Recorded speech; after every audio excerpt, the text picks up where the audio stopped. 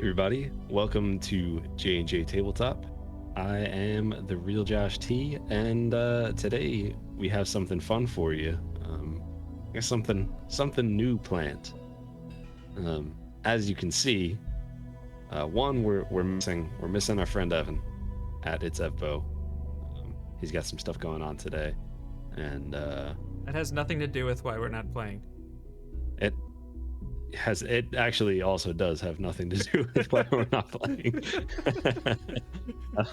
So if you follow Rare Drop and you follow along with all that they have going on, the GCX stream event is going on right now. They have their stream marathon, charity marathon. Right now it looks like they're playing some Fall Guys and just raising some money for St. Jude, and that's a super exciting thing they have going on. And we're probably going to pop over there and hang out after we finish what we're doing today. But we didn't play last week. We're not really playing this week, and next week we're also not going to be playing. We didn't want to leave you guys for 3 weeks. That's a long time.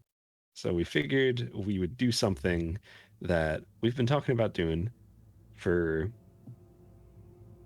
a long time. And it's something that we like to call ancient relics and talky religions. So Yeah. I'm your host, Real Josh T. Right next to me, we have Jay and Jake. It's me. Underneath him is Mr. Yoda _I_am, and we have Izzy. So how's everybody doing today? Having a pretty good day. Yeah. I feel good. I'm excited because my Islanders beat the Lightning in game 1. It's early. Lightning are scary. Anyways, I can't help Taking a but- game yeah. is big, so. Yeah. Who do you think came up with that name, Nia? That's a good question. Because I actually don't think I know the answer to that. That it was a mix. Was it me? I think. No. I honestly don't know. I don't think I know either. So, little lore dump for you. A couple months back, we did something that we call Table Talk. We did it with Evan. It's Evbo. And on there, we were just talking for a while, talking about a lot of stuff, and we were talking about the show as well, and like kind of some of the things that are going on in the background for ancient relics and Hokey religions. And we were like, we should do a show where we could talk about all that kind of stuff. And I think it was actually totally Evan, because he said, and we have it on video too. Watch our table talk.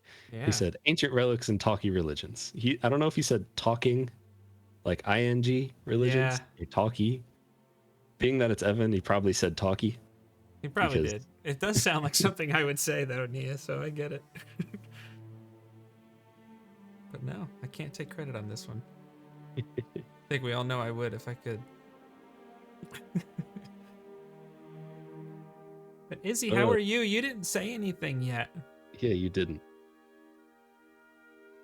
Well, I've been alright. Little tiny bit of stress. I am applying to go back to school, so that's a whole thing. And then also, my greyhound injured himself just by playing. So that was a little stressful. But he's doing really well, like super well now. Okay. Well, school good. Best wishes to the pup. How did it injure? How did he injure himself? What greyhounds, happened, I guess. So greyhounds, when they get really excited, a lot of them like to run around in really tight circles, like complete 360s. And I think one of his nails got caught in the carpet, and he tore some of the skin under his foot. But like I said, he's doing all right now. So we have a great vet who was very helpful during that situation. That's good. I mean, obviously not that he hurt himself, but that's good that that you have a great fit. Yeah. Yeah, that's never any fun when the dogs get hurt. It's like, ugh, it's the saddest thing. But Yeah. what is your greyhound's name? Derek? Derek? Yeah. We're wishing Derek a speedy recovery. Thank you. Fantastic name. It is a fantastic name. I love normal, just like people names for Mm-hmm. animals. Yep. It's like, this is my cat Brian. You know, it's like I worked with when I was working at in a restaurant. We had this busboy had a dog named Mike. It's just like I know that's weird, but it's just yeah. Once dated someone whose dog was named Jake. That was. well, that actually, I think her father enjoyed that more than I really wanted to. I mean, it's possible that person named the dog before the show came out, but that's a reference to one of Izzy's favorite shows, Adventure Yeah. Time. This probably because this was, I guess, probably about 20 years ago now. But yeah, Oh yeah, that was before. I forgot that how was old you before were. the internet existed. They were just a little ahead of their time. Oh, that's great. Maybe Jake the dog in Adventure Time was named after that dog. You never know. It's definitely possible. Yes, Jake is old, confirmed. Nia gets it. Yep. Mm-hmm. Mm-hmm. Does anyone have anything they want to shout out before we like really start talking about stuff? Just our YouTube channel. I feel like we got some fun stuff up there. Yeah, we got a lot of fun stuff up there. Yeah, I mean, if this is your first time here, then welcome. We're JNJtabletop. JNJtabletop is a little thing that we like to do where we just, we talk about tabletop RPGs. We play tabletop RPGs, mostly D&D, but some other stuff here and there, and there's gonna be some other stuff in the future as well. Yeah, it's usually me and Jake recording a video, or Izzy trying to pick what spell her character should take next. Or something like this where we're all together. And or you guys haven't done this in a while, but we should do this soon and get a little stream on Twitch going, playing some games. Yeah. I know it was Baldur's Gate, right? That's what you guys were playing last time. Mm-hmm. Yeah, it was fun.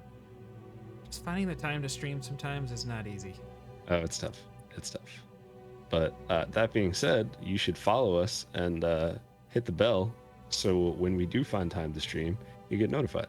So go ahead and just hit the bell. Just smack it. Smack the bell. Just pretend you're echoing. Just hit it. Yeah. If you want to check out any of these fine people, aside from JNJtabletop, our social medias are conveniently located right underneath our names. Real Josh T, JNJake _ MSTR Yoda _I_am, and Izzy is just Izzy. And if you want to keep up with her, just go to JNJtabletop because sometimes, you'll see her there. Yeah, you never know. She might be the one making the tweets. Could be.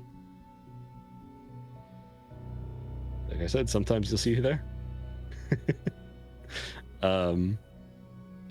Yeah. Nia says she misses Baldur. She was the one killing all your characters, right? That's what was going on there? I do blame Nia. Something like that. That's what happens when you let let chat choose all your decisions. Oh, man. Although, Absolutely. to be fair, I think she just genuinely doesn't like the people we killed off. That's fair. That's fair. Yeah. So if you're gonna kill anybody, just make sure you genuinely don't like them. I mean, honestly, I think I was the one That's the lesson. was encouraging it. The truth comes out. Well, based on Mac, I feel didn't like them either, so. like based on Mac, that makes sense. What? So if you want to catch up with like some of the other stuff we have going on, obviously go to the YouTube. Our most recent videos, we have Factions, which was a combination video me and Jake did, talking about factions and everything about them, and that one was a lot of fun. It's a long boy, but it was a lot of fun. And then we have Bless versus Bane, which was a solo video Jake did, just kind of comparing the two spells and showing the benefits of buffing versus debuffing and all that kind of stuff. And that one was actually very good as well. All of them are good. You should watch them all and comment on them and like them, and also subscribe and hit the bell on YouTube. If you want to catch up with Rare Drop, see what they have going on, they do have a new YouTube channel for Rare Drop Roleplay. It is conveniently called Rare Drop Roleplay. So check that out, and you'll be able to see some of our more recent videos as far as Ancient Relics and Hokey Religions. If you want to catch up on the older episodes, like from the beginning, you're gonna have to go to Spotify, or it should be also anywhere else that podcasts are available. Yeah, I always think Spotify, but I think they're everywhere. Yeah, I always mention Spotify because I think that's what I listen to it on, but listen to it wherever. Podcasts, iTunes, anything like that. And if it is not on your preferred podcast app, message me, because I'll complain about it to them. Yeah. And like I said, make sure you check out GCX and the that event. The Twitch is twitch.tv/GCX event. And if you have a couple bucks to spare, throw them a couple bucks, because it's a really good cause. St. Jude is an excellent organization, and any money they have that they didn't previously have is just more kids that they could help, and that's huge. So, Ancient Relics and Talky Religions. What is it, right? Let's do it. I think this episode we're going to talk about a lot of like the we're kind of going to go through a lot. We're going to talk about some favorite moments of you know, some of the past experiences. In the future when we do this, it'll probably be more direct for like specific episodes and instances, and like, you know, you did this, how did that make you feel? You'll be able to like kind of like get in the heads of your favorite characters, figure out why Mac decided to stab that person in the chest, figure out why Mellie decided to keep like certain things a secret, why Vale, why were the pickles so important, like I don't know, like you know, anything like that. That's what you can expect to hear from this. And this episode we're gonna have some fun. I'm excited. And everybody ready? Yeah, I'm excited too. I think this is something we've Yes. talked about for a while. I think it's gonna be fun. Yeah, like literally since we started doing this campaign, probably before we started the campaign, honestly. Well, because we had talked about it for our previous campaign and possibly doing something kind of like this. And so it just kind Yeah. of, you know, It's carried true. on into this one. The Thought Pinto just came beans. to me that why didn't we just do that? This is our group for that, but here we are. It's all good. Well, anyway, I guess the first thing I would like to know, anyone could answer this. What was the most shocking moment in the campaign so far? Been through a lot of stuff, from Shady Creek Run, going on your little heist together, finding that item, figuring out that item's importance, going to the Savalor Wood, finding the temple, going to Mole Smear, going to all these places. There's a lot of stuff going on. Was there anything that really surprised you? I mean, yeah. For me, I mean, I know he was talking about it off and on in chat, in our player chat, but I just feel like the way Mac just decided to stab Freeman or try to stab him was like, I don't know. That one got me. Like I kind of knew it was coming just because Michael kept joking about killing him constantly. It turned out to not be as much of a joke. Yeah. I said that it was. I was like, Max getting closer. Max getting closer. I think you typed in chat, quote and a quote, "The end is nigh." I think I was like, oh no, oh no, I think so. oh Yeah. no. You know, it's funny. That was the first thing that I thought of too, because it was just like I feel like we saw it coming, but then because you also kind of think of it from your character's perspective, so it's Yeah. like, Yes, you're in that frame of mind. yep, it's like Israel knows 100% what is about to happen, but Mellie's got no idea. Nope. Yep. Yeah, that's definitely. It's hard for me to call that that's one of my favorite moments. It's hard for me to call it shocking only because even when I've made that character, I was like, you know, I bet Mac's gonna try to kill him. And then especially like as that started, when you guys went down like underground together, I was like, oh yeah, this is gonna happen. It's not a matter of like if at that point. It was a matter of when. It actually was an if. Honestly, I had a few things that like if certain things happened, then that's what Mac would do. It was all about whether I thought that he was either on to us or he was going to dig deeper once he left us. Like I felt like if he got back and was able to go talk to somebody else to try to find out more information about us, that we were doomed at that point. Because then he was Yeah. up there and we only had one way to get out, and basically what happened would happen. If Like, I because remember I feel like- correctly, yeah, if I remember correctly, he had just started to voice aloud a little bit like, oh, and you know, something went missing from the Mardoon family, and people that left was an elf, a woman, and 2 halflings. Like, Yeah, and I was just like, oh no, oh no. yeah. Oh, no. The second that he started, you know, like saying that he knew more basically than he was letting on, that was the final proverbial nail in the coffin. Except I didn't kill him, so. Yeah, But there was just so much like subtext to everything that was said during that couple episodes. It was maybe 2 or 3 episodes. Yeah.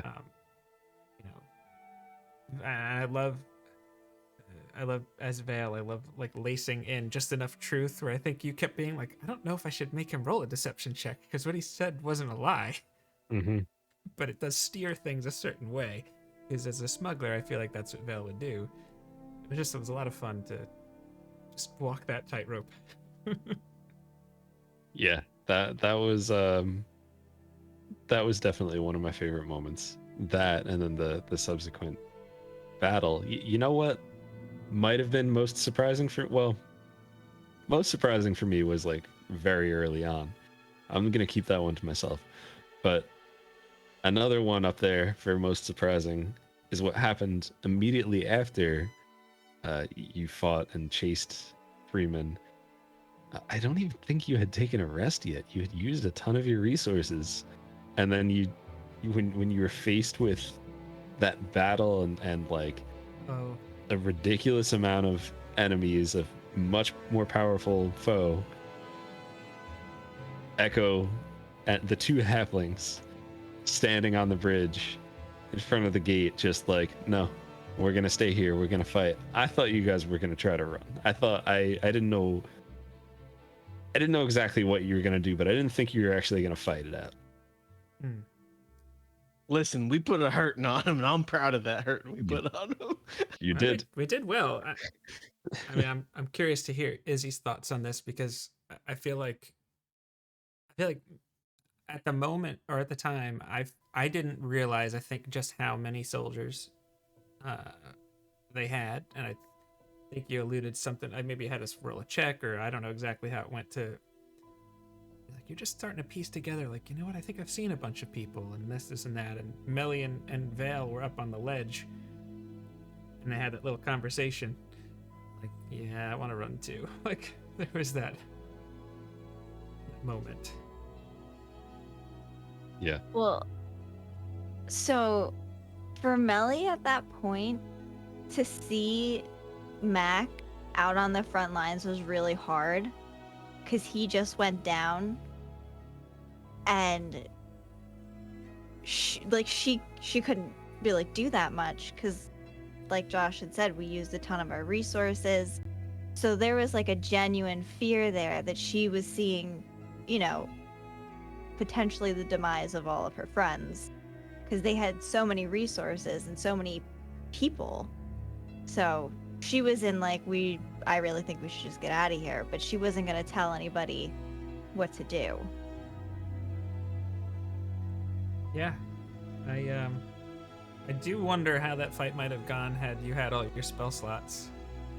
If we had full resources, I am curious. Just also, like, If you saved that ice storm thing, Instead of wrecking that old wizard's lab. it could have been interesting. I actually had thought. I think I even had mentioned that Jake after, like, when me and Jake were discussing the battle after. Yeah, we're always tactically and, like, you know, what do we do? I was thinking, I was like, you know, if we had that and they were forced to, one, not be able to shoot through it because of obscured vision and whatnot, and they had to like go through it to get to us, we might have been able to pick off enough of them to possibly win. Like, I still think it would have been a rough fight regardless, but I don't know, when random fireballs just kept coming through that doorway, I was like, I don't know. There was definitely more to that, but it absolutely would have been a totally different battle had you guys not if you had time to rest, I guess we'll say. I do think that there is another shocking moment that they are forgetting about, which I don't blame them because a lot happened. But I think Jake in particular was possibly the most shocked when I met the woman at the shore, and then I just turned around and was like, oh, she's there. I'll get my water and leave. Oh my gosh. And like the fact that I did not interact with her at all. I know. It's like, all right, bye. Wait, what? He's not gonna even say anything. Yeah. Like, cause Josh basically serving something up on a platter, and I'm just like, no. That's like, I was shocked. There's some moments, and I mean, obviously, it would be amazing to have like all of this, like to have like a movie or cartoon or whatever depicting it. But that is one moment that I would love to see. Just like, you know, you're in like a mystical forest, and then suddenly you see someone, and you're just kind of like, nope, not my problem, none of my business. I don't know. So, like, I feel like the music would cut out there, like it would just be like background forest noise, like there would just be this moment, and just like looks up. Okay, bye. Like, and then just like, oh, I'm not. Let me refilling my water, and I'm just gonna go the other direction. Yep. You know the GIF, you see it on Twitter all the time of like it's like a guy in some sort of armor sitting by a river, and he's just kind of like, you know, like he's kind of looking, and then I feel like it's that, so but instead of the nod, it's just like and turn around and walk away. Yeah.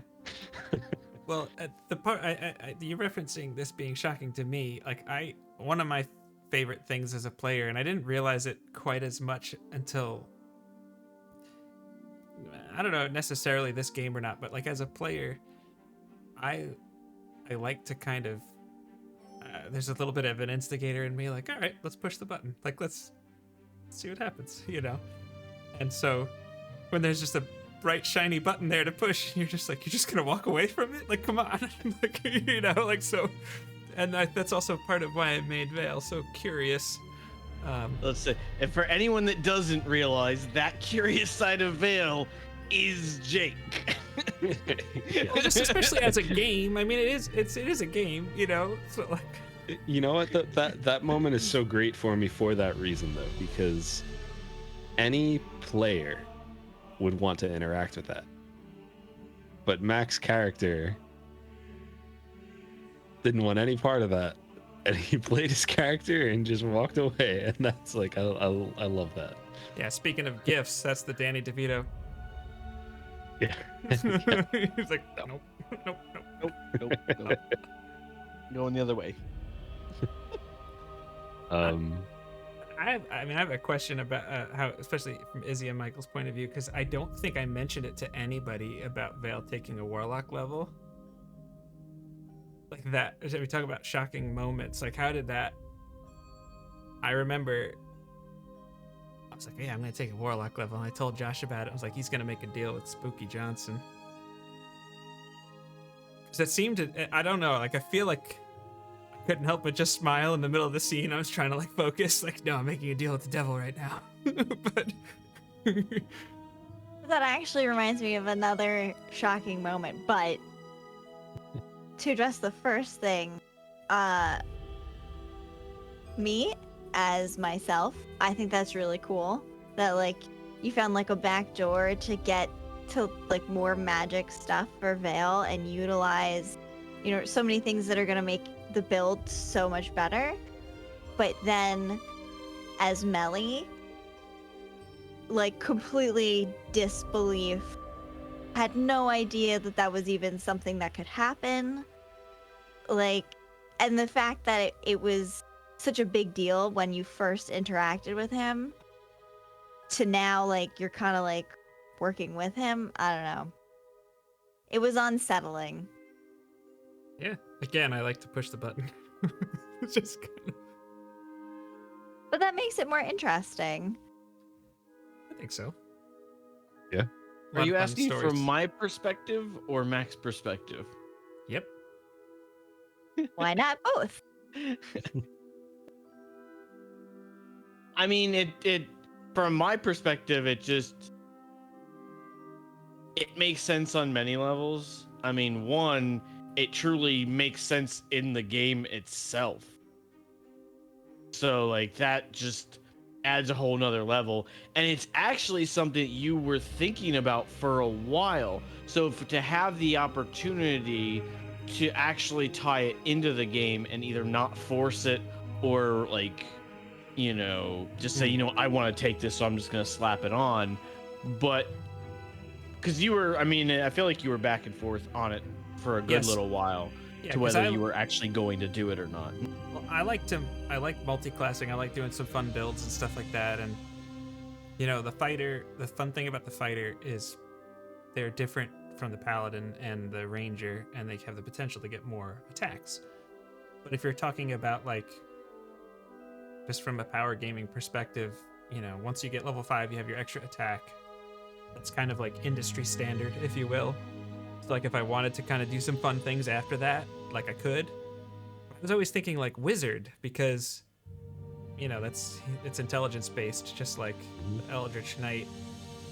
And then this whole thing came along, and the idol's sitting there in his backpack, and I was like, hey, well, that could be fun. I just started looking at the warlock class. I was like, oh yeah, let's do that.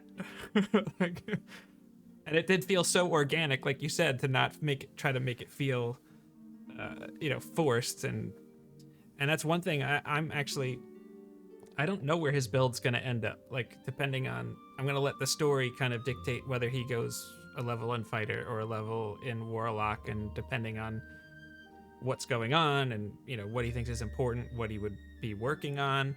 Like right now, I feel like he's you know, he's pumped the brakes a little bit just because of everything, and he's kind of in a frame of mind to I don't know, be a little more aware of how his actions are affecting others than maybe he was earlier in the campaign. And but as things unfold, Vale has things that are important to him, and he's willing to push the envelope to meet those goals if he needs to. And that's kind of where Mac is. Like, to him, he was like I kind of said in game, where it was like, you know, okay, well, what's the cost, or like, you know, what's the downside? Because something that's going to help us outreach our goal, like, you know, again, obviously I'm one of those people that kind of just like thinks like, okay, well, like if we're getting help here, what are we going to have to do to get that help? Because there's always a give and take. But if this either helps us get our immediate goal or keeps us safe, then okay, let me know. Exactly. Like, sweet. Yeah, Mac was like, well, More after you're things to help stronger. us out. Great. Yeah, exactly. So like that's definitely Mac's thought on it. Mm. It's good and good point. bad. Is kind of, you know. Yeah. You know what I just realized? Both the idol and another item Mellie should have held on to, but she didn't. And now they ended up in the hands of people. Like Val and Mac. Yeah. What other item? I can't. dagger. Yeah. Yeah, that dagger's bad news for Mac. We'll just say that. Yep. It depends on your those- point of view. See? Listen, I play Mac, and I'm saying it's bad news. I should tell you everything. Well, no, actually, Fair enough. I'll actually go into, and hopefully this doesn't just completely derail you, Josh. But it just kind of is a good thing. One of the proudest roleplay moments I had is also the one moment that still makes me cringe. Like, I felt like I played Mac excellently and did it to perfection, but it hurt doing it. Whenever I was convincing Echo that to follow Vale and for all of us to go into the water, Yeah. doing that whole thing as a person, that made me feel like I was taking a bath in oil. Oof. That's how bad it made me feel. But I nailed it. For gameplay, it's just like I felt like it was amazing in the role play of it. But just like for me and just who I am, like I was like, no, you can't do this. You're using the staff during this situation. Like, Yeah. I mean, doing everything semi-underhandedly and using the most utmost things to get his trust. Mm-hmm. Oh, that hurt me to do that. But you But it was passed all the- also like, game-wise, it was just like, oh. Yeah, that was a really cool moment. And yeah, that was like, it was tough, but it was also like amazing. And as far as like once Vale actually told everyone like the background of it, you passed your deception check, and or Echo failed his insight check, or however you want to call that. So as far as he knows, as far as everyone knows, you found out about it when they found out about it. So it's funny because it's like all right, you're in the clear, but at the same time, like if anything ever slips up, who knows? Yeah, that might come up could again. undermine the party. That's so gonna be much. a very painful Like, moment if it happens. yeah. But you saved him. I mean, Well, that's we the other did make thing. it out. He gets a lot of flack, but at the end of the day, we got out of there. Yeah. There seems to be a cost, but 3 that's months and who knows what. Yeah, that's one thing that I thought I kind of thought would have been mentioned actually for a shocking moment, is going under the water, coming back up, and it's months have gone by. That was probably I would say my biggest shocking moment. So some of the other shocking moments I caused, so that's why to me it wasn't It's not shocking because I did yes, it.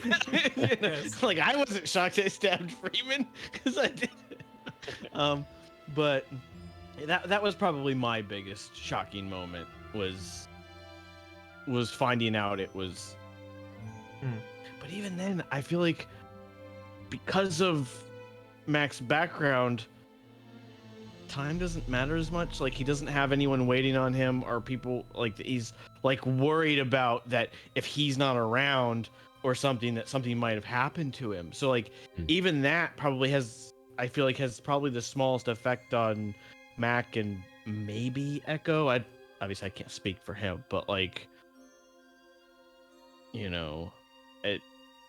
Yeah. I love the look on Josh's face right now. Sorry. yeah, Nia's right in chat. Yeah, it's whether I am or I'm not thinking about anything sinister. It's just I saw that message and then that just made it worse. Yep. So, Oh, Izzy, you boy. mentioned another moment that you were reminded of. Oh, Curious. Yeah, well, so I was really shocked by how Echo reacted to when you first told us about the deal that you made. I was not at all expecting him to be as gracious as he was. Hmm. Yeah, that's not as in your face as like stabbing Freeman, but like that. I mean, Vale was scared of how that would go. You could say that. Yeah, it like I said, it was just not something like I was expecting a bigger reaction. Hmm. Yes, I Well, think here's Echo has a tendency to wear his emotions on his sleeves, and once it gets out, okay, we're good. Like that tends to be, I think, the pattern that I feel like we've noticed. yeah, he has the initial, like, you tell him something He that he feels it. doesn't want to hear.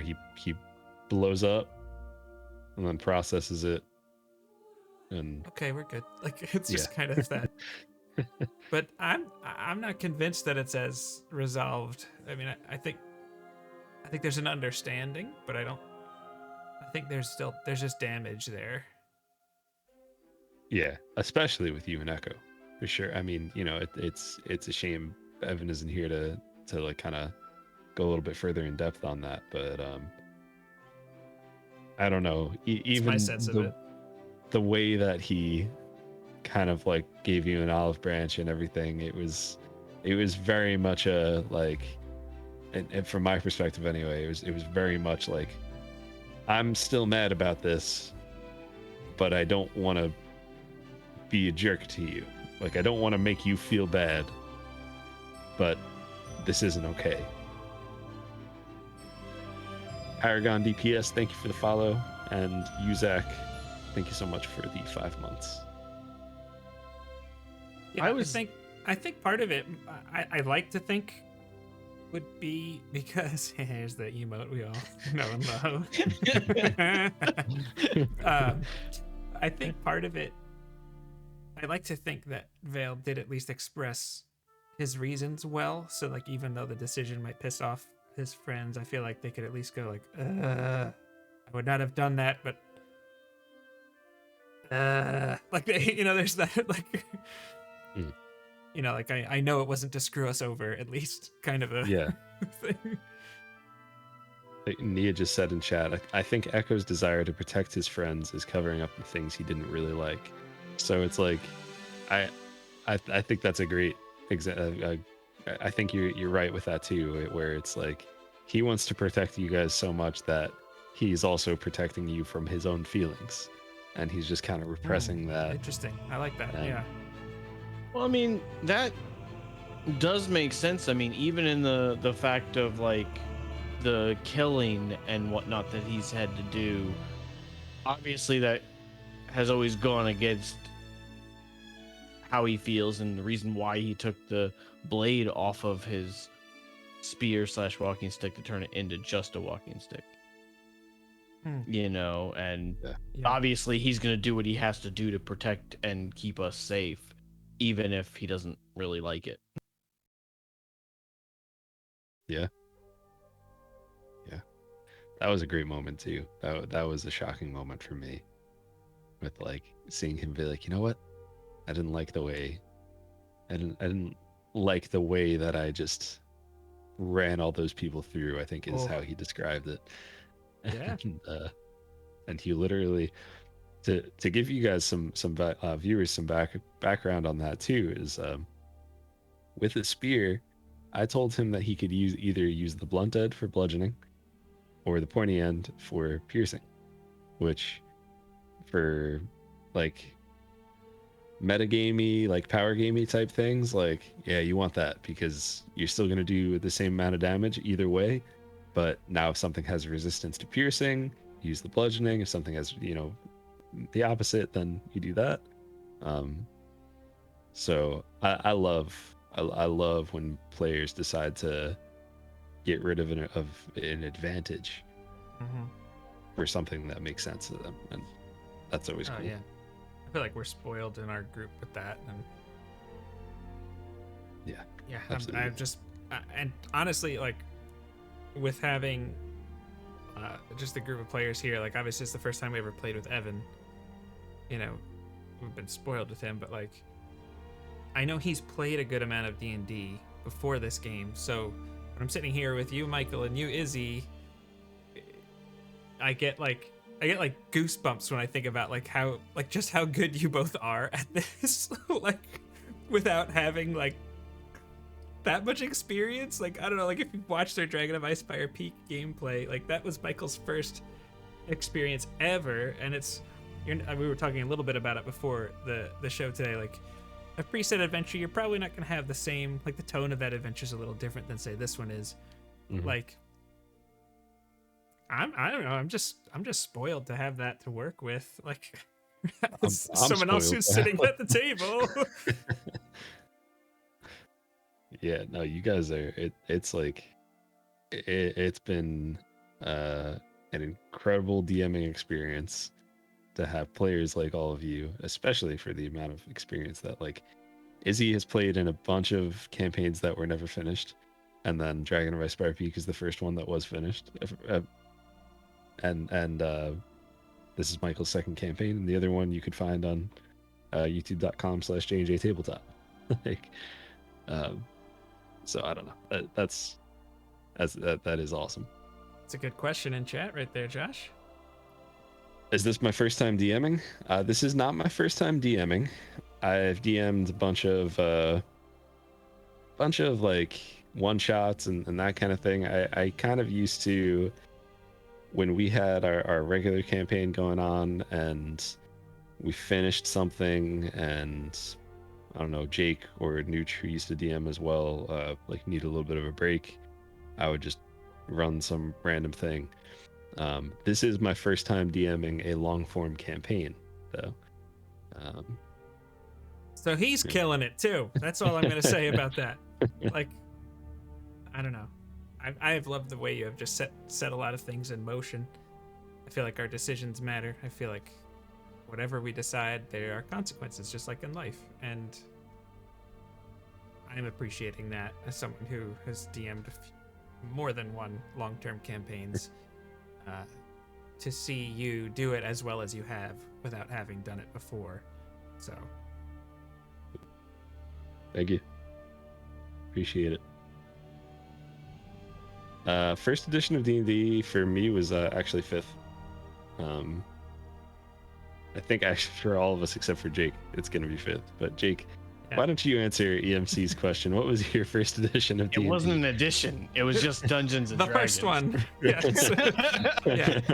So I know we confirmed that I'm old already earlier in this. So I've been playing since I was 8 years old, and before that I was watching both my dad and my stepdad each play like the original, like some old school Commodore 64 games, Pool of Radiance, Curse of the Azure Bonds, Secret of the Silver Shards, all of those. So yes, thank you. Yep, spoiler alert. So I was 8 years old, and I was like, I want to play a magic user because I know all the spells already. Like I know how magic missile works. I know how sleep works. I want to do it. So that was how that went, and it was like a blend of first and second edition, because second edition was already out at that point. I actually never played 3 or 3.5, which are actually extremely popular, and I think a lot of players' first editions. But I had just taken a break, just life, all that fun stuff, and then I actually really enjoyed 4E for what it was. I think there definitely are legitimate criticisms of it, but I think what it did extremely well. And 5E, I think, is probably the most balanced edition. And yeah, I'm enjoying it. Yeah, I've excuse me. While Jake was talking, I had some water go down the wrong pipe. I have only ever played 5th edition, but I have most of the books for 4th edition. Most of the main books, core books for 4th edition. I have the core books for 3.5, third edition, and I think that's it. As far as just like straight D&D. I've looked through them a lot, and I definitely have plans. Maybe we'll do it on J&J. Maybe we'll do some like old edition things, stuff like that. If that's something you want to see, then definitely let us know. But I have plans to try out some of the old ones. There's definitely good information to pull from all of them. I could say that for a fact because I have read through the books and I have pulled stuff from all of them. So. I agree. And yeah, Eric, one of my favorite games is Star Wars Saga Edition. That was like a precursor to 4th edition. So if you're looking at the rules, it's kind of like 3.75-ish, if you will. Yep. Plus it's Star Wars. So anytime you can give a framework for another like whole genre of role playing. I feel like if we did play another one, that might be something I would run because I feel like I know it really well and I could teach it really well, and it's Star Wars. So some of us liking Star Wars? What? Yeah, I think that'd be a lot of fun.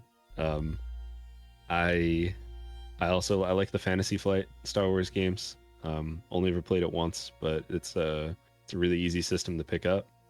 It's kind of weird. They have a couple weird mechanics in there, but it's easy enough to just like agree to disagree on some of those. If you know the system, then you know what I'm talking about. We don't have to really get in depth with it.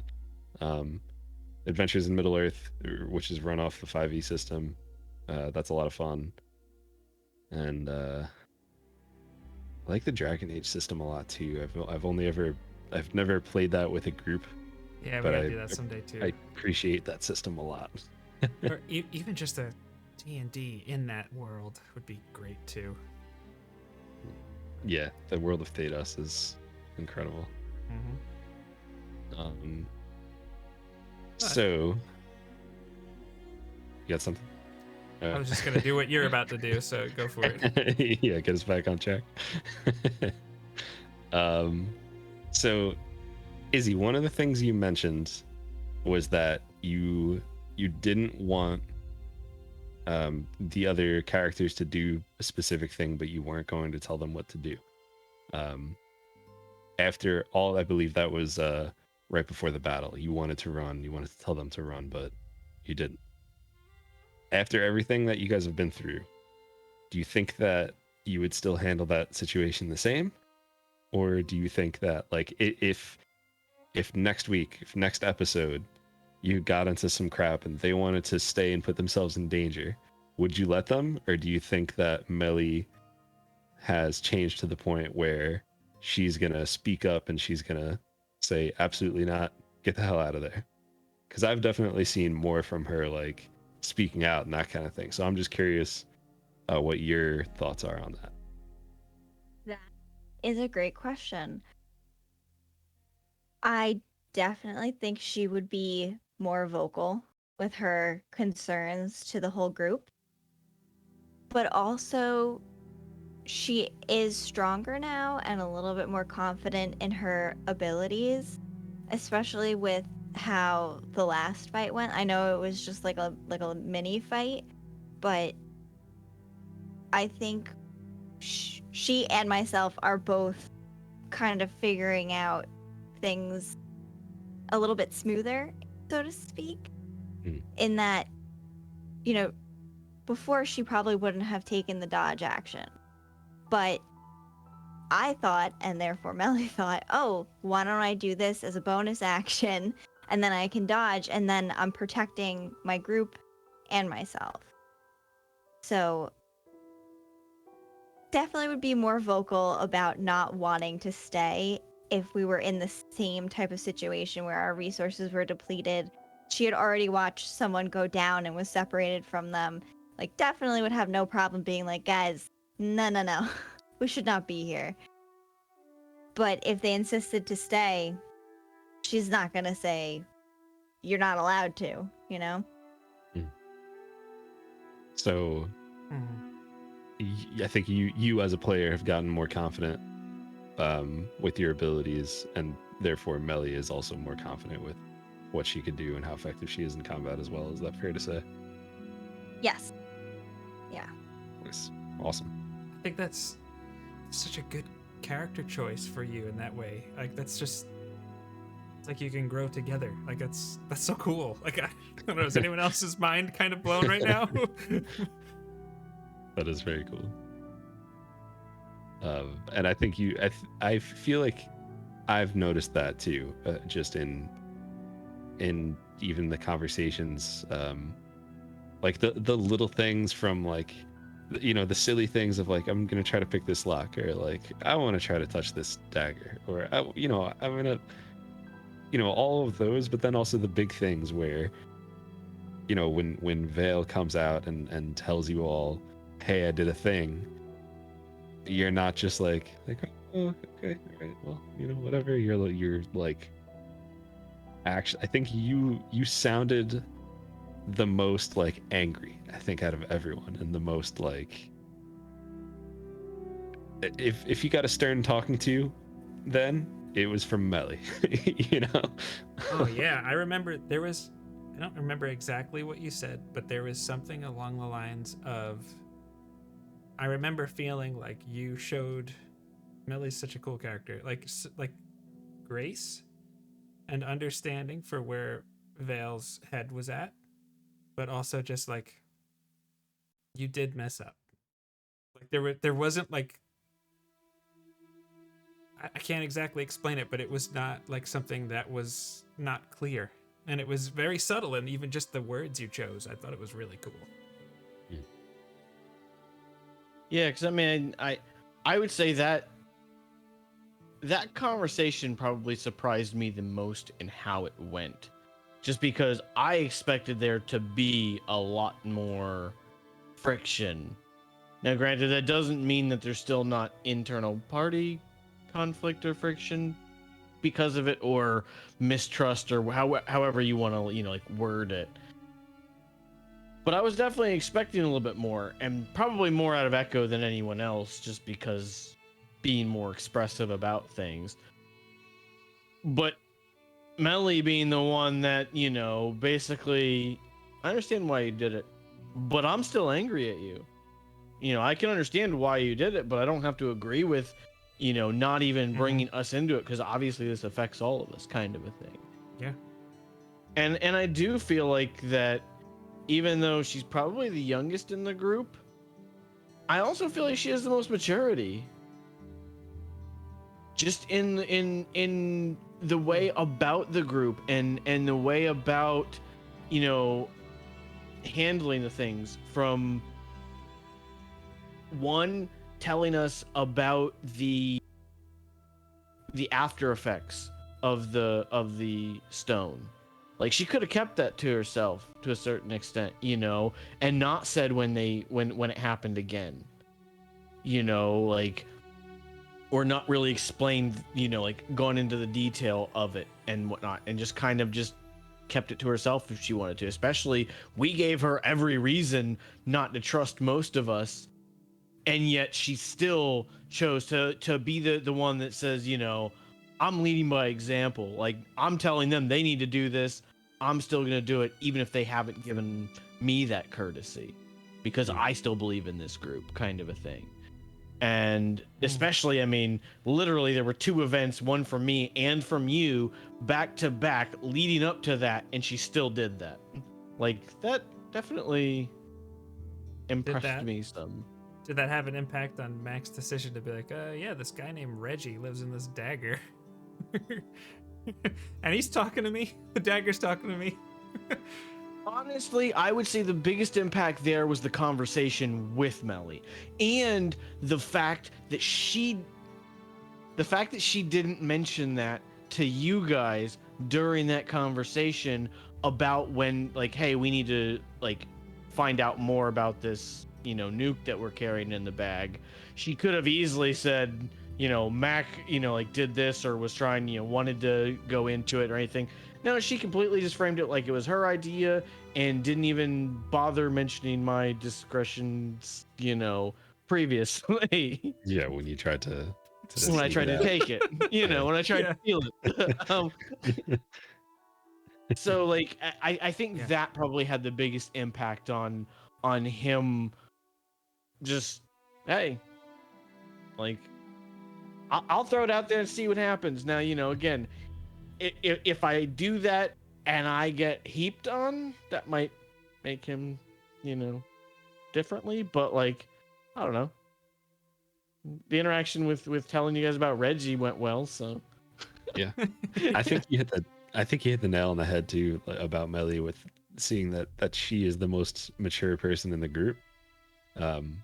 And I think what we're seeing now is that Mellie is realizing that she is the most mature person in the group. That's probably fair. Would you? Is that And- fair? Is he? The only thing is so like obviously like we're all friends, right? But we all have different relationships with each other. So she looks at Vale like a brother. She looks at Mac as a friend, and she looks at Echo as a teacher. So she does think that Echo's probably slightly more mature than her, just because I don't know, he hasn't made the same risky decisions in her mind that she's seen repeatedly from other people. We're talking about Michael right now. can Right? yeah, I'm sure. But can we mention that he was the reason why we made that stand on the bridge? Yeah, I think that's very fair. I love Sorry. him to pieces, Sorry. but he was just like, no, I'm not leaving. And I'm like, okay. And that solidified my decision to be standing next to him. Same Yeah. with Vale. What I'm liking here is the difference between maturity and experience, Mhm. because they can be correlated, but they don't necessarily, one does not necessarily cause the other. Because even though someone like Mellie or perhaps Echo might be the more mature person, when it comes to experience, Vale and Mac have an edge there by a factor of 100. That's quite literally because Vale's over 100 years old. But and it's interesting to see that interplay with each other, because there is an influence that the two of them are having on Vale. I can say that for sure. And where his experience has taught him one thing, he's starting to just kind of buck that a little bit. I think that's And I think that you can definitely see the impact both have had on Mac. I mean, even if we go back to the most shocking event for the two of you, I actually asked Echo about that prior to doing that. I didn't just do it. Like, I actually, like, to a certain extent, I felt like I was asking permission. Because if he had said, no, you can't do that, I truly do not think that Mac would have actually gone for the kill. Like, I think that would have been enough at that point to stop him from taking it. And I mean, unless like literally we were already in a fight or something like that, but like he wouldn't have sure. initiated something like that. So I actually have that conversation written down, if you're curious. Sure, go for Yeah. it. So I guess you triggered some kind of signal like, hey, do the thing. Yes. So Echo says, yes, what is it, friend? And Max says, I have a question of conscience to ask you. Echo says, conscience? And Max responds was, Freeman seems to be asking a lot of questions about us, and he may be digging too far. And I don't know at what point whether he realized something's up when it may be too late for us to make a move. If I were to eliminate him before it was 100% certain that he was on to us, would that be wrong? Because I feel like once we reach the point of being 100% certain, there's a good chance he will have alerted somebody. We aren't at that point yet, but I just wanted to ask. And Echo's response says, well, Mac, whether it is wrong or right, I think he already knows we're not who we say we are, just as we know he's not who he says he is. I think we are currently working under a mutually beneficial relationship. I cannot speak to his innocence, and I can only say that I would not wish to be the one to pass judgment, so don't think it's wrong. Or do I think it's wrong? I don't know if that matters, but I trust that you will make the right choice. Green light. He's just like, you do you, boo-boo.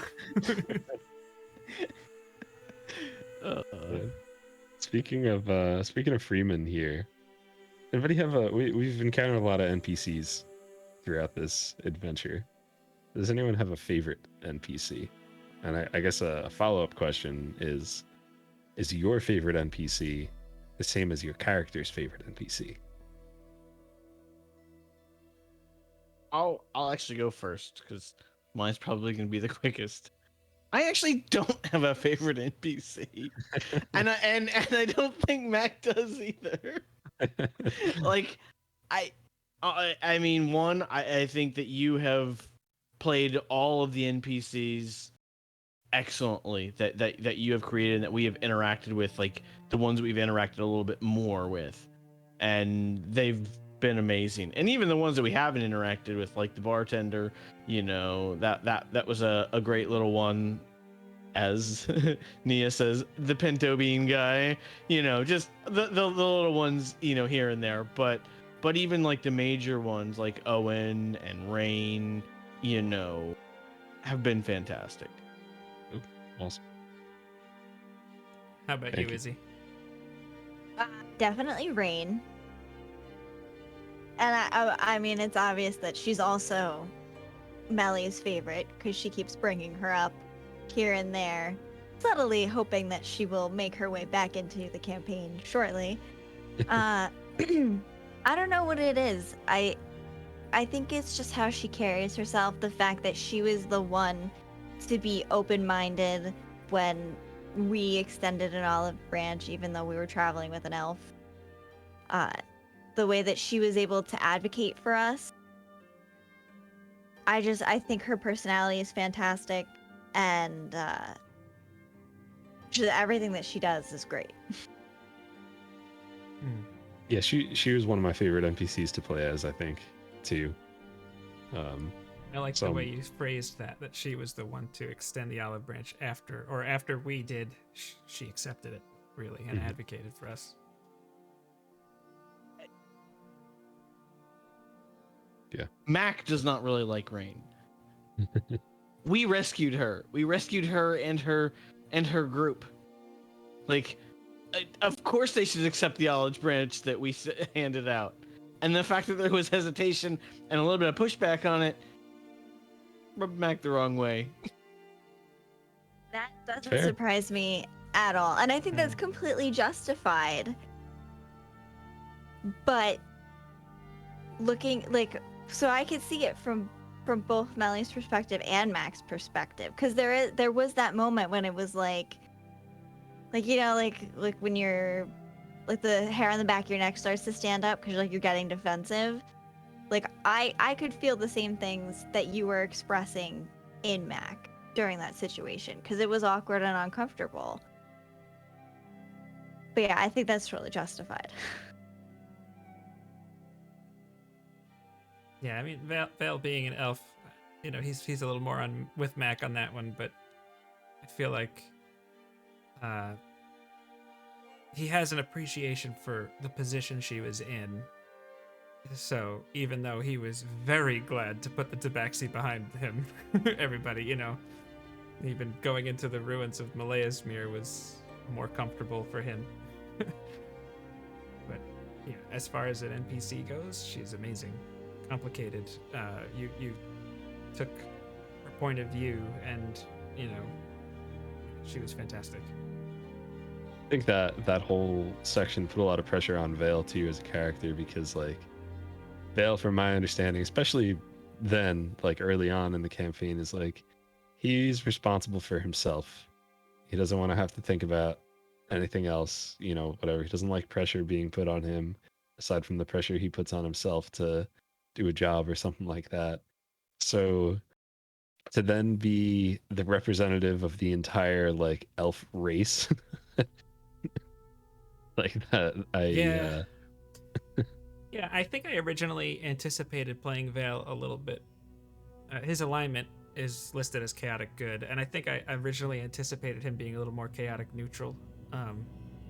But I think there is something about, the smuggler with a heart of gold that I think I just fell in love with, and he just, sometimes you have this idea and it just kind of goes, yeah, but this is where you're going a little bit, and that's just kind of how it's working out for Vale. And I think in no small part is that the influence of characters like Echo and Mellie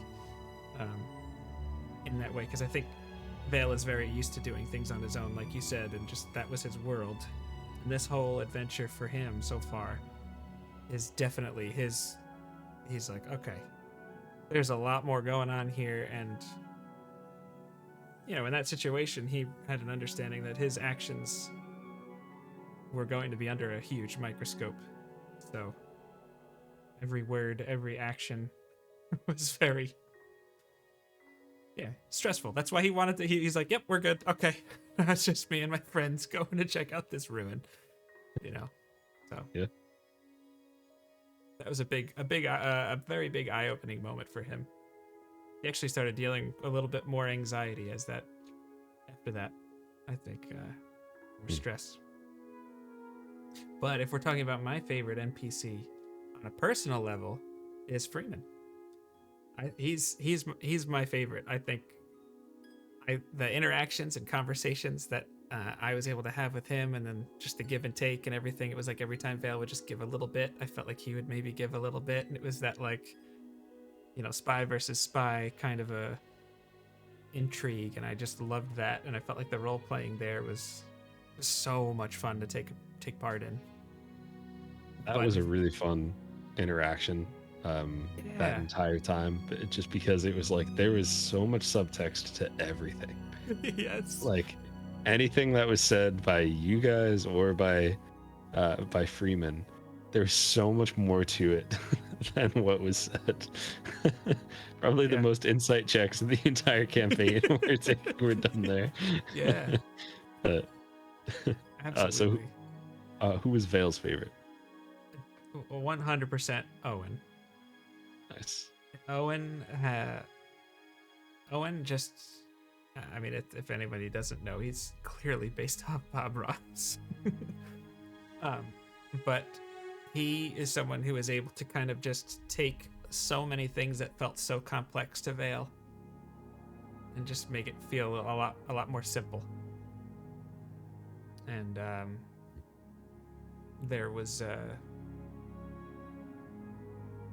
I don't know if there would be any kind of tangible thing as far as like, oh, he sat him down and taught him X, Y, and Z. I think just kind of being around him just has that kind of an effect. It's so gracious, just like, oh, you need a place to stay. Here, let's make menagerie toast. Which I really feel like Matt Mercer needs to just confirm that is a thing in Wildmount. But yes, and I just think that he's definitely the NPC Vale would feel closest to, I think. Yeah, and that was a, oh man, I wish Evan was here to give his thoughts on Owen, because he picked up a little bit more than what you guys picked up from him. And no, I'm a little disappointed, but also feel good about it from a story standpoint that Vale didn't recognize that. Mm-hmm. I would actually have to say, thinking about this some more, Mac's favorite NPC is probably Rain, because Rain is the only one he didn't want to kill. So that is such a fair way to decide that. Like, I was thinking about that because, like, oh my gosh. Yeah, I mean, Owen.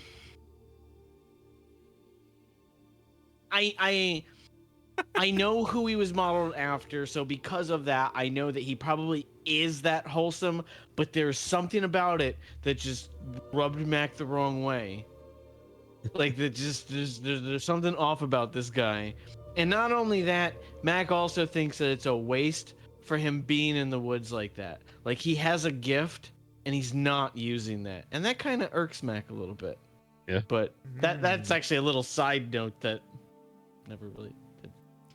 said, but Yeah. it did. It irked Mac. I like that.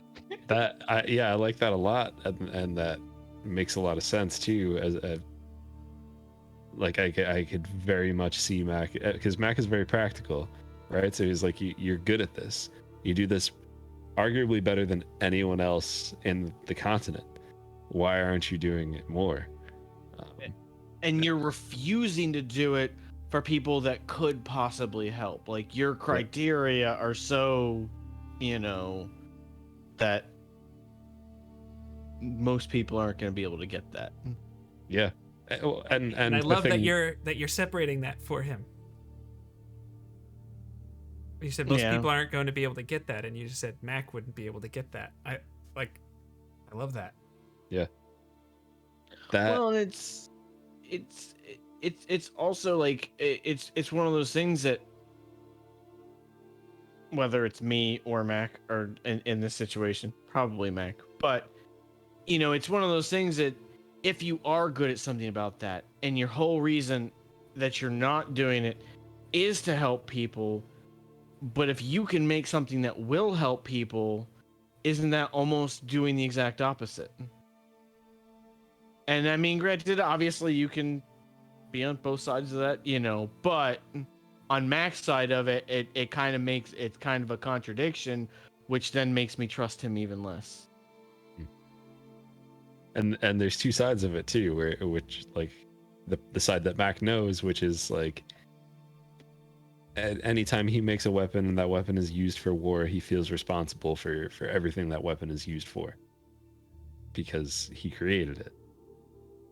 The other side of that is the weapons that he makes, he loses a piece of himself every time he makes something. Part of himself is going into that. He's aging, he's dying faster because of the energy and the effort that he's putting into them. But Mac doesn't know that. Mac doesn't. Right. Echo's the only one who knows that, and I loved that moment when he hands Echo the staff, and Echo's like, Echo is so mad right now, like, I was glad that Evan was the one who picked up on that because I feel like it would affect him a lot because of the way Echo processes things. I hope it somehow comes up in conversation, just in character, because how would that go? How would each person react to that knowledge? I haven't gone there with Vale because Vale doesn't know. So. Yeah. I don't know how Mac would react to that, honestly. If and when that happens, I would love to see that as well.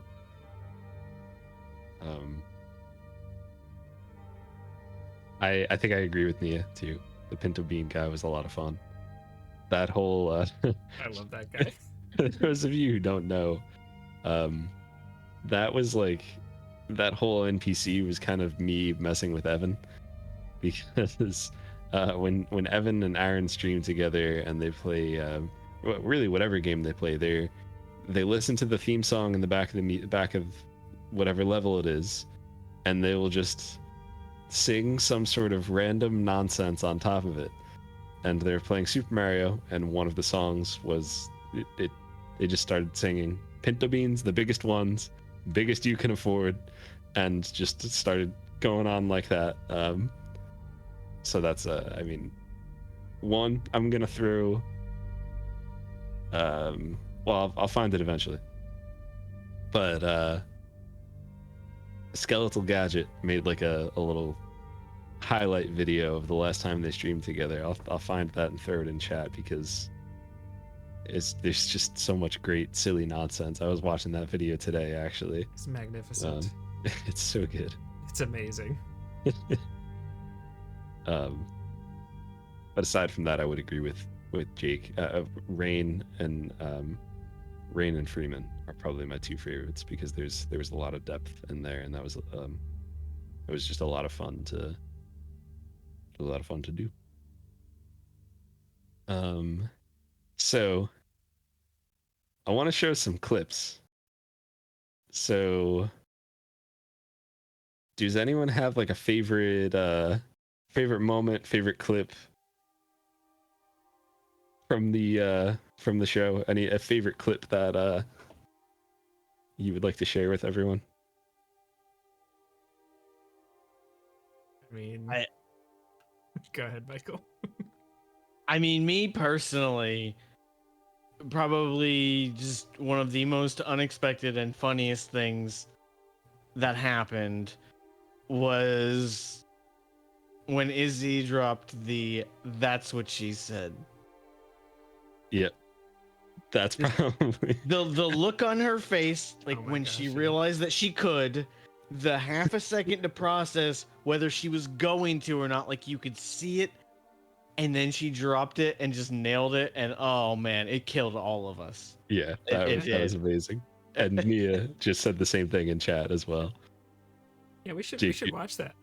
Yeah, you want to roll that? Yeah, I think that's Roll the something we should do. footage. All right, so let's go ahead and check. That's what she said. Is this like indefinite? Like, could I just keep talking? This is indefinite. Okay. Once we connect, you can do it as long as you want. That's what she said. Not getting any sound check. Oh, someone needs to clip that.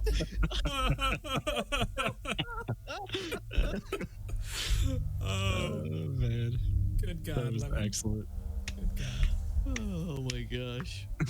The look on Evan's face, yes. You done got. Happy Valentine's Day. Oh my god. Sorry.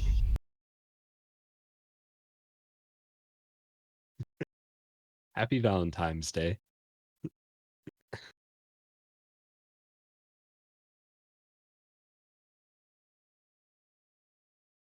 I realized I was muted that whole time.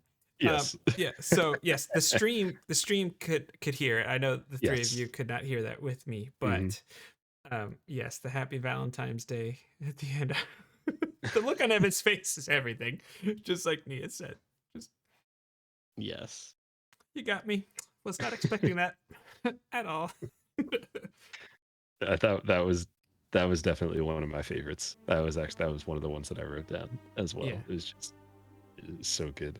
Mm-hmm. Anyone else? I have some, but I'll just wait to see. Izzy, do you have one that you wanted to share? Well, this is one that was already, we were discussing before, that I was like, yeah, that was one that I really liked too. But after that big fight on the bridge, when we were talking about all the explosives, and Yes. honestly, it was hard for me to hold it together when he said that. It was hysterical. Yeah, let's watch that one. That was. Yep, we'll just let it speak for itself.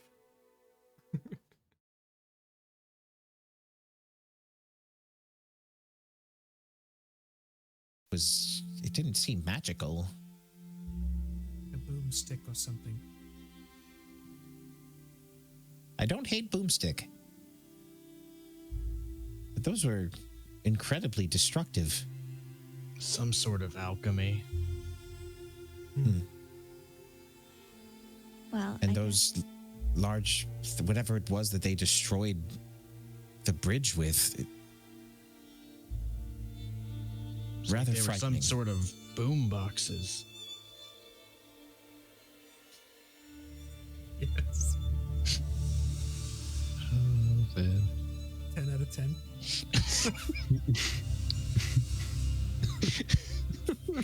It's just so good. That was so good, Michael.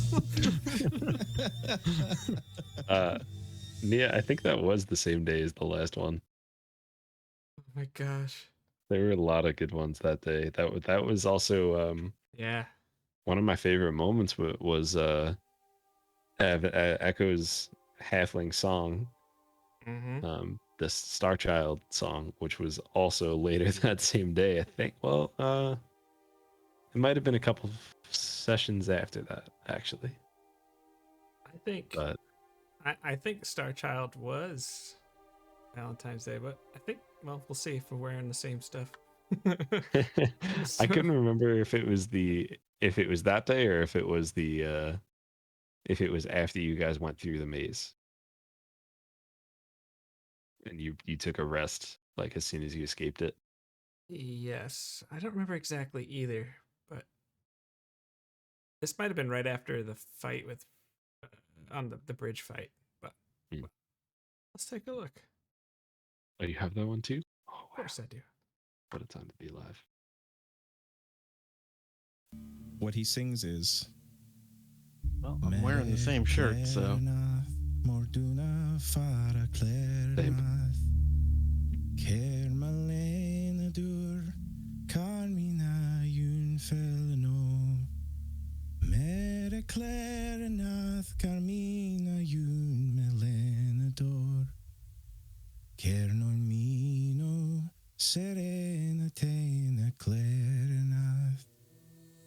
And as you understand the words to that,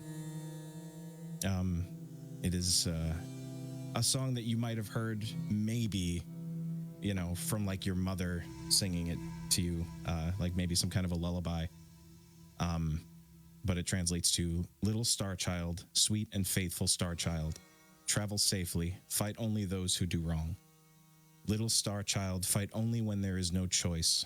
Trust yourself, gentle and brave Star Child. Yeah, I was just blown away at that one. Yeah, that was super unexpected. He just made that one up on the spot. Yeah, he like Googled like a Celtic poem or something like that, and he was just like, "All right, I'll do something." Just like, yeah, okay, Evan. yeah, that was really cool. Mm-hmm.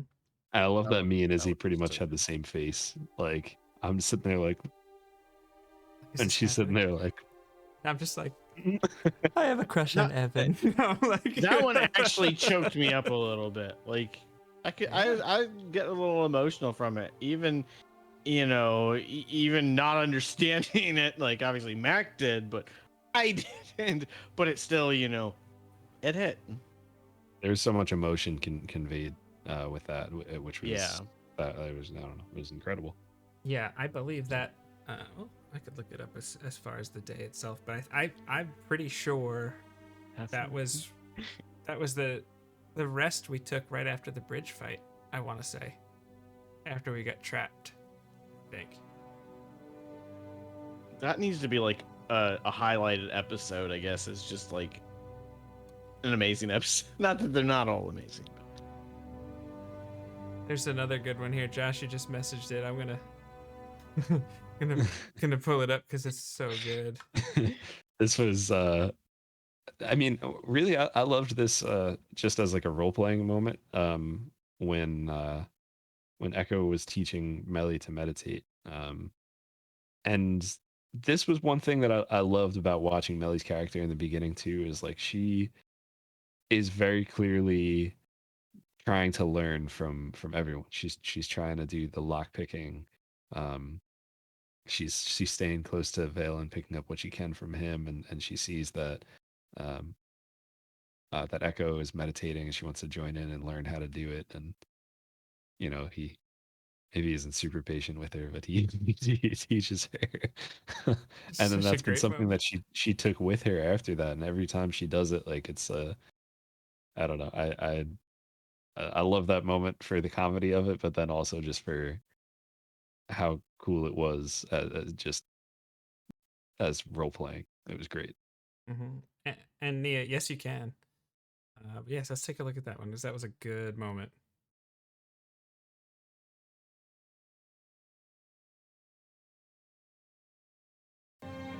Listen to your own breath.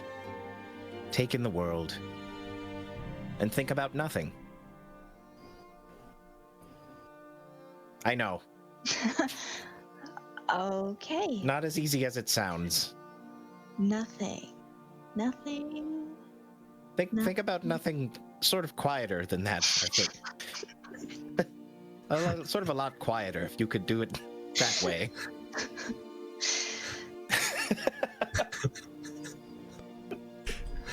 Oh boy.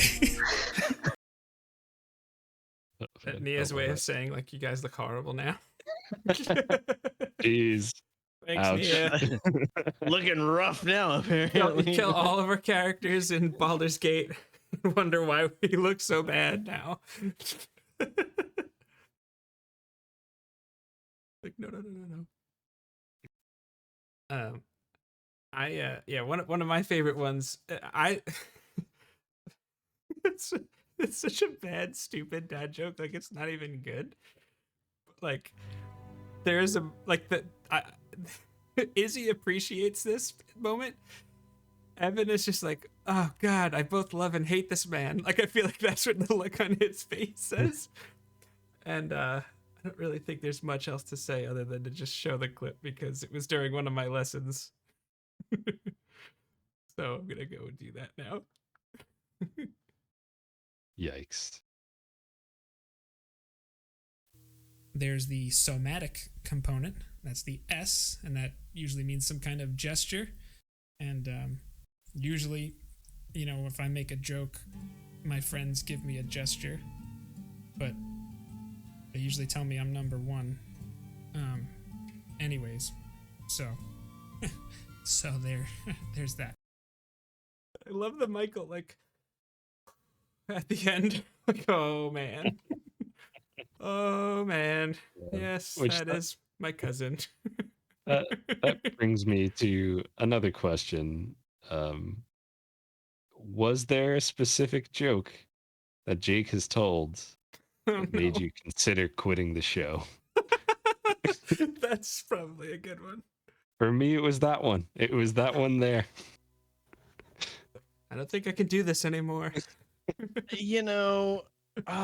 See, it's more of the fact I wish I could tell you, but I truly try to blot them out of my memory as quickly as possible, so that way they're just gone. And I am a little bit disappointed that my one happened to be one of the clips that you guys showed. It's because you're a closet dad joker too.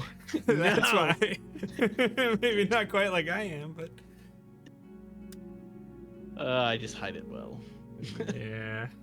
I go to the well a little too often. I think that's where the reputation just comes in really strong.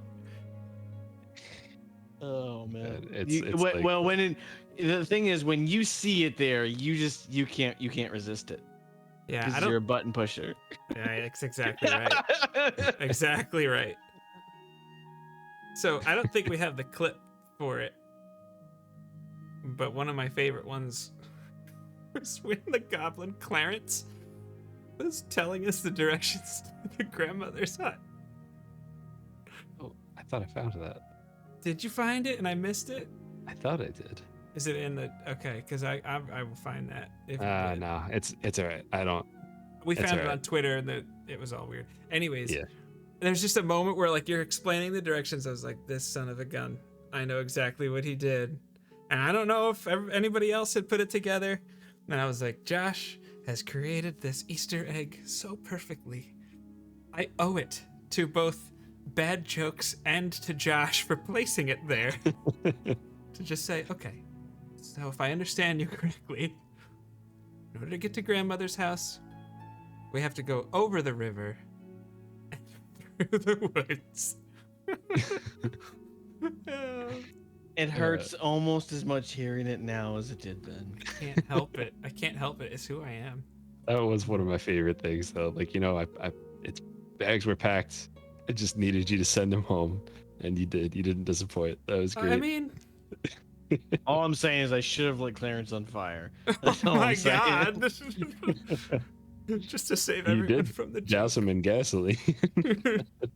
Oh man, that was another one that we don't have a clip for. Was looking for a needle in a nut stack. Oh my gosh. That was. It still sounds painful.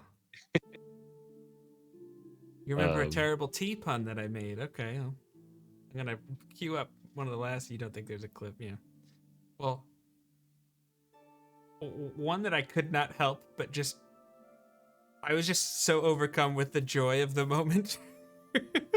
Was actually in Owen's house, which I think I think Josh referenced in this last episode in Vale's parents' house, was just trying to figure out how to turn on the waffle iron. And yeah, I think that's something we're gonna have to take a quick look at, because I think it was one of the best moments in the whole show. So here we go.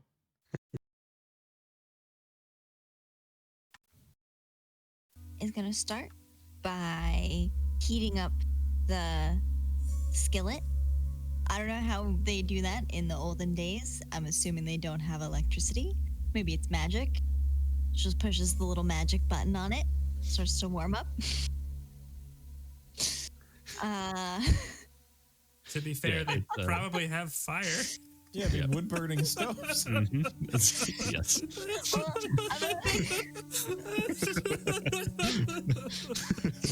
All right, everybody, just erase that. Yes. That from. Oh my gosh! Like, I couldn't help. That was so one of my favorite moments. Push the magic button. Let her push the magic button, okay? Just do it. Just push it. Oh man, it's Jake's laugh for me that makes that one, because it was just so there, like so real. It's like that was you know that he genuinely thought that was hilarious, and that made it so much better. Because how often have we all done stuff like that? And it was just like, I'm just gonna embrace this for what it is, and let's enjoy it. And the other thing about that I thought was funny was that was when she was making waffles, because when Owen said he was making pancakes, she was like, can we do waffles instead? Yes, she like opened the door. To be fair, that was my fault, because they messaged in the player chat, is there anything else? And I said, I want waffles, not pancakes. Hashtag waffle gang. Oh my gosh, So that's why we made waffles. Hashtag waffle gang. Mm. Oh man, I'm probably more of a pancake squad member myself, but that's just because I like eating them by the stack. Waffles, if you get them out, at least they usually just give you one. And it's usually a nice size. Yeah. It's usually just one though. Waffles are just pancakes with abs. That's all they are. That's That's fair. It holds the syrup in place, so every bite has the right amount of syrup. Yep. Pancakes just goes everywhere. That's fair. That's it. That's fair. It's getting late, but I do have one more question I want to ask. What has been your favorite adventure so far, out of everything? Like, we could separate that as like little Shady Creek Run heist, Savalier Wood, whether it's that like as a whole and like the whole hag thing, or going into Molly Smear and underneath the city and all that. Which one's your favorite? If you have a favorite. I kind of have two answers there. I think I love that you did the cliche, we're going to start in a tavern. But to the heist itself, like to have something that, like, if we we're used milestone leveling, but if we were using experience, the power gamer's like, I have to kill all these guards. But no, we wanted to heist the stuff out of the thing they found from Malleus Mir, and I just felt like that was such a fun bonding moment. And like, I think if I remember correctly, after it was all done, Echo was like, that was amazing. Like, there was just like he felt so alive. Like, it was just, I love it when D&D players approach a situation and don't have to just whip out their sword and stick everything they see with it. Like, I think it's fun to just kind of get in your player's head, your character's head, and think a little bit more about that. But if we're talking about like just the arc itself, I think the journey to Malleus Mir, that whole Savalier Wood hag, just everything was kind of I felt like there was a lot of fun decisions that we got to make there, and I felt like the game really kind of became alive to me in that time. And I think those are my two. So specifically one thing, maybe the heist, but the arc itself, I think I have to go with Savalier Wood. My favorite, I think, has to be that whole time that we were trapped underground. Like right after the fight, when we start walking up to the point where we get out. There's so many great moments that happen there, from Vale shoving his hand into a statue, and then Mac shoving his hand into a statue. Echo with his song, like it was so ripe with fantastic moments that whole time that I'm excited to see what happens next, but that was definitely my favorite section. Nice. And it's interesting because mine is none of those and is actually how we infiltrated the base in Melasmere. Oh my gosh, yes. For a few reasons. One, it goes to the same thing that Jake was just talking about. The fact that we were not going in, not sneaking to try to get past them to get what we wanted, or just going and attacking. We decided to go the third route of just deception, and doing that. I also think that was a turning point in our group, and don't hate me for saying this, Izzy, Mellie, but I feel like that's when you started to shine a lot more, and when you came out of your shell in this campaign. And since then, you have taken another, you've kicked it up another gear. Like, not that you were bad before by any means, but you just you hit your stride then, and haven't gone down at all since. Well, I like the concept. She's a farm girl who has, well, I mean, anybody that looks at her character sheet knows she's an Aasimar. But I feel like in game, I don't even know if Mellie knows she's an Aasimar. Well, she's got the power of this arcane and divine, just it meets in her. To me, it's just oh my god, at some point she's gonna be like Phoenix and X-Men, and she's just gonna be like, I'm in charge of the universe. So to just see these little moments of growth are kind of okay. Yeah. And I think in that first, Jake, what you said, the one you said was your favorite, the heist. She was out there wooing over the guards outside the building. Just I am a charisma character, and that is what I will do. And that was a lot of fun to see early on. We forgot to bring the rogue in with the thieves' tools. This is great. We're gonna sneak in without the ability to pick locks. What were you saying? You're like, my brother, Mac, or whatever. I need you to go in there. Oh man, we should watch that first episode and do commentary over it. I think that would be a lot of fun.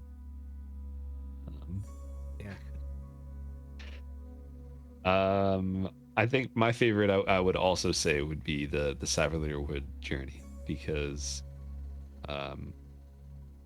I had a little bit more planned in Shady Creek Run. I thought we were gonna spend, and that was my most shocking thing, was that you guys immediately ran away from Shady Creek Run. So I knew that we were gonna get to the Savalier Wood, but I didn't think we were gonna get to it in the second session. So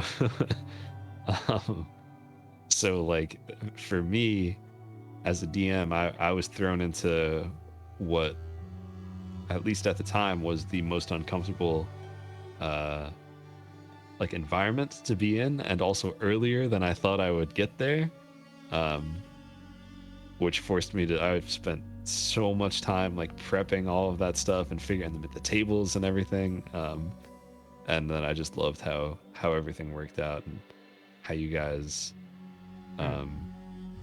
engaged with all of the things from whether it's rain or stealing the idol or Mac just ignoring the woman at the river. I that was a lot of fun for me. Yeah. And we got I think plenty. earlier today, I had mentioned, like, because I actually Critical Role's campaign 2 just ended, and that campaign is in Wildmount, so that's where this whole source book comes from. And to me, that's when Wildmount. This was Josh presenting Wildmount to me, like to us. And I think that's part of why I feel so attached to that time too, because even if they ever do like discuss the mystery of Malleus Mir, I'm gonna be like, no, Matt Mercer, that's not what happened. Josh told me how that worked already, and like that, to me, that's the way that's gonna go. So that was just very like I don't know, it truly jumped at me in that way, and I was like, oh yeah, this is the real deal, and I like it. Yeah, that was a lot of fun. I love that you all mentioned different things too. That's super cool. It is getting a little bit late, so I think we're gonna end it there. But I hope you all liked this, and I hope that you you had a good time, you enjoyed it, whatever. If you want to hear us and see us do more stuff like this, let us know, because we definitely want to. In the future, we might still have some like favorite moment type things, but it's probably going to be more so geared toward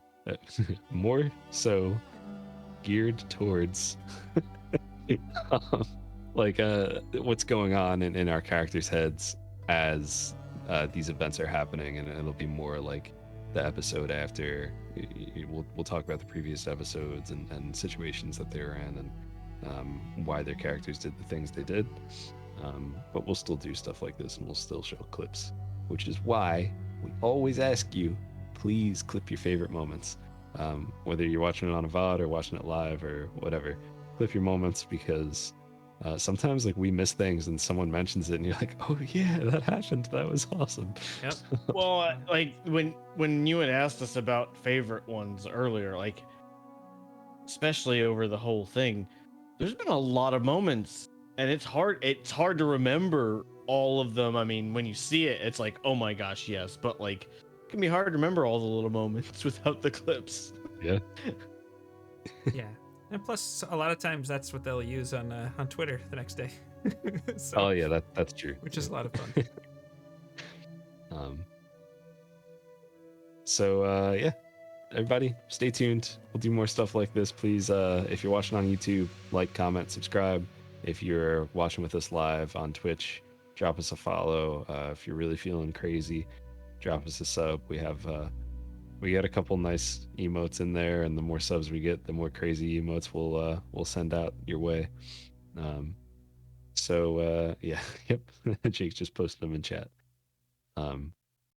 Everybody, you could find us, just do Command J&J in chat. We're youtube.com/JNJtabletop, twitch.tv/JNJtabletop, and at JNJake_, at MSTRYoda_I_am. And please, if you could stick around for like another like 2 or 3 minutes, we're just gonna raid GCX event, which is the St. Jude fundraiser. It's their charity marathon they have going on right now. Twitch.tv/GCX event.